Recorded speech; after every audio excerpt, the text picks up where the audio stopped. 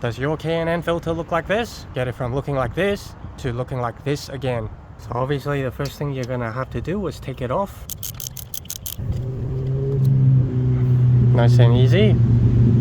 So after you've taken the filter off, just run your fingers on the inside on the intake. Make sure you know there's no dust or grime in it.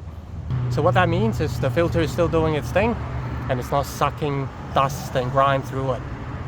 If it is dusty and dirty on the inside, make sure you inspect it.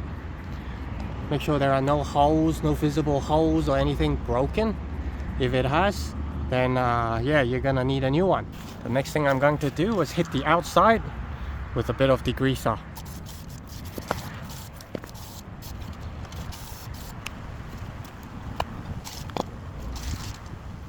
Let it sit for a few minutes. When you're waiting for this to be done, make sure you already have one of these K&N air filter oil ready to go. Okay, after you've given this a few minutes to soak, it's time for hosing.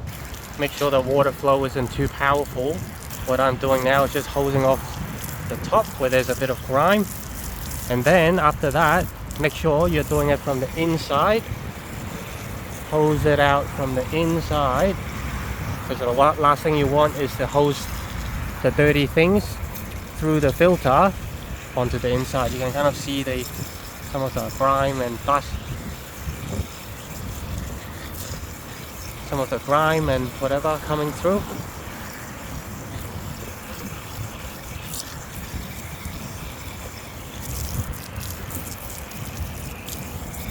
So yeah, just low water pressure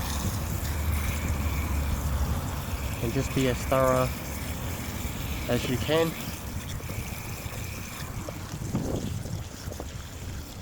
I still see a lot of rainbow coming out of the water.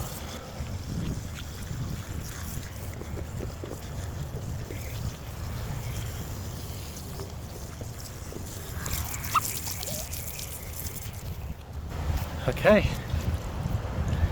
Once you're done, you need to make sure it's completely dried before you apply the air filter oil.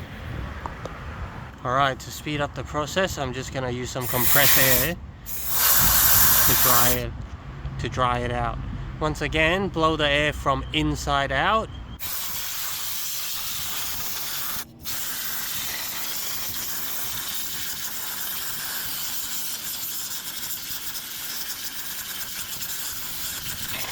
Okay, now I'm just gonna leave it in the sun for a little bit and let it air dry. Alright, the filter has dried now. Make sure it is like completely dry before you apply it.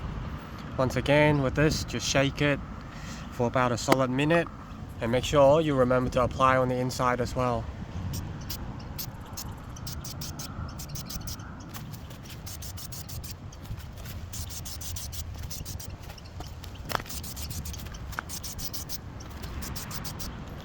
And now I'm just getting a rag to wipe off the excess. Once you've done that, you're pretty much good to just reinstall. Hope this video has helped you. If it did, make sure to give me a thumbs up. If you're keen to watch more content on late 90s Hondas and JDM cars, be sure to follow me. Thank you and have a good one.